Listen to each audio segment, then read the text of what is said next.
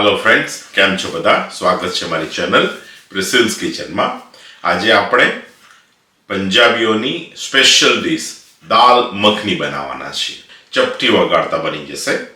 चालो आपणे एनी शरूआत करीए।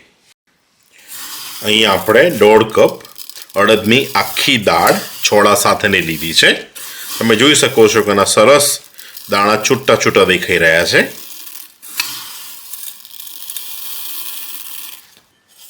આપણે એને એક બાઉલમાં લઈ લઈએ। 2 થી 3 પાણીથી આપણે એને સરસ ધોઈ લઈએ।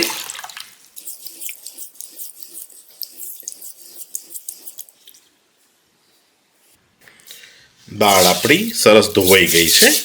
આપણે એને ગરમ પાણીમાં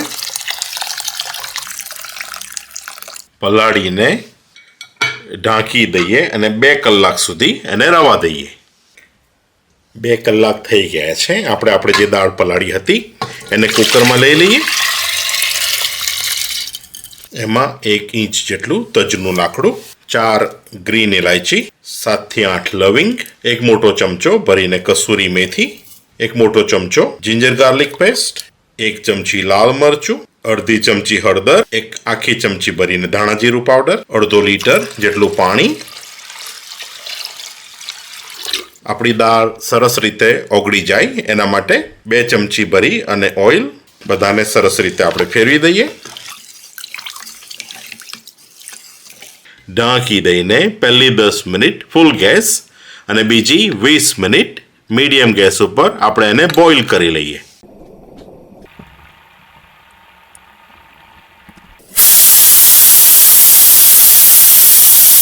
દાલ મખની માટેની પ્યોરી બનાવવા માટે આપણે અહીંયા 4 ટામેટા લીધા છે અને આપણે મોટા મોટા કાપી લઈએ।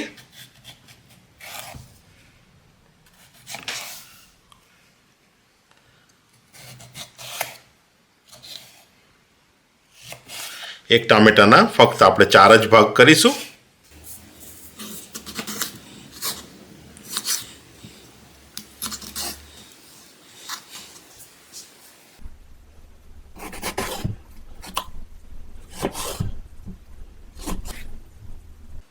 ગેસને ઓન કરીએ। દાલ મખની માટેની જે બેઝ ગ્રેવી બનાવવાની છે એની શરૂઆત કરીએ।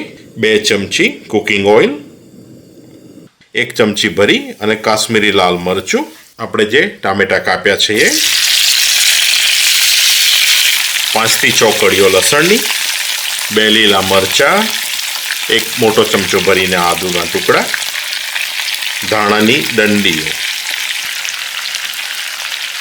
1 ચમચી ભરી અને મીઠું નાખવાથી આપણા ટામેટા જલ્દી ઓગળી જશે। મીડિયમ ગેસ ઉપર આપણે એને સહેજ ફેરવી લઈએ।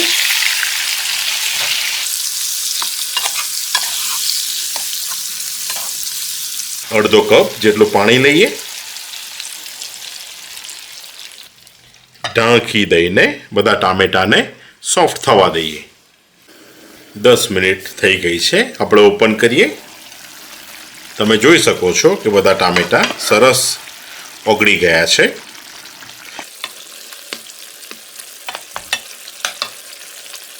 ગેસને બંધ કરી દઈએ અને આને ઠંડુ થવા દઈએ। આપણા ટામેટાની સરસ આપણે ગ્રેવી બનાવી દઈએ। બધું સરસ ઠંડુ થઈ ગયું છે। એમાં 2 ટુકડા બરફના,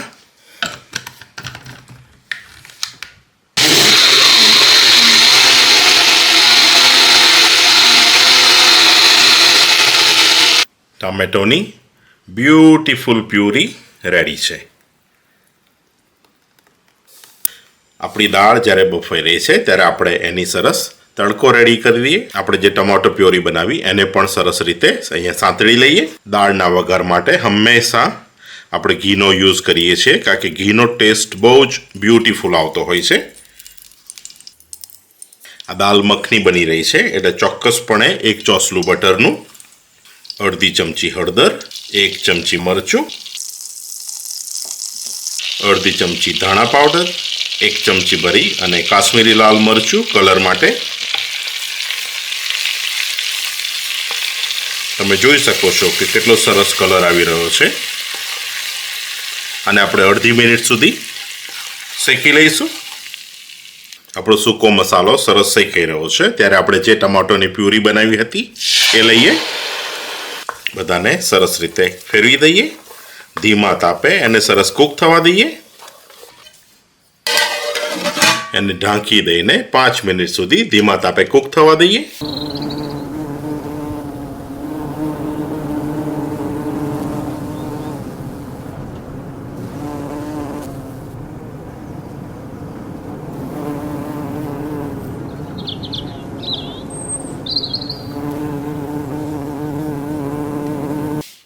કુકરને ઓપન કરીએ. મીડિયમ ગેસ ઉપર આપણે એને ફેરવતા રહીએ. એમાં 2 થી 3 લીલા મરચાં, અડધી ચમચી મીઠું, અડધી ચમચી ગરમ મસાલો અને ચોક્કસપણે અનોદર ચોસલું બટરનું બધાને ફેરવી દઈએ સરસ.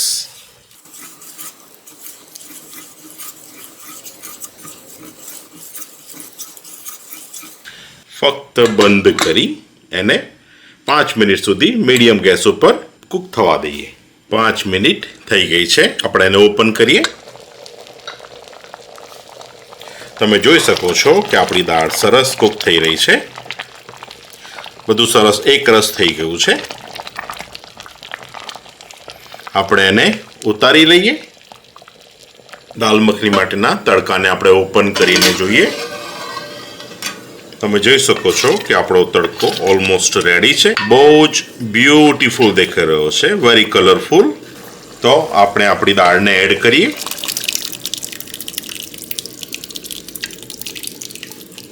બધાને સરસ રીતે ફેરવી દઈએ. તમે જોઈ શકો છો કે આપણી દાલ મખની બહુ જ સરસ દેખાઈ રહી છે.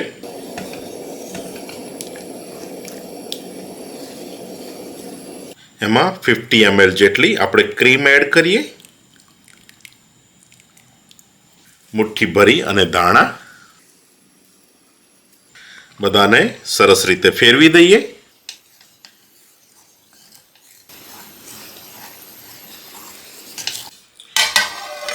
ઢાંકી દઈને ધીમા ગેસ ઉપર 10 મિનિટ માટે. ચાલો આપણે એને ઓપન કરી અને જોઈએ. તમે જોઈ શકો છો કે આપણી મખની દાળ બહુ જ બ્યુટીફુલ દેખાઈ રહી છે. બહુ સરસ રીતે બધું કૂક થયું છે. તો ચાલો આપણે એને ગરમ ગરમ સર્વ કરીએ.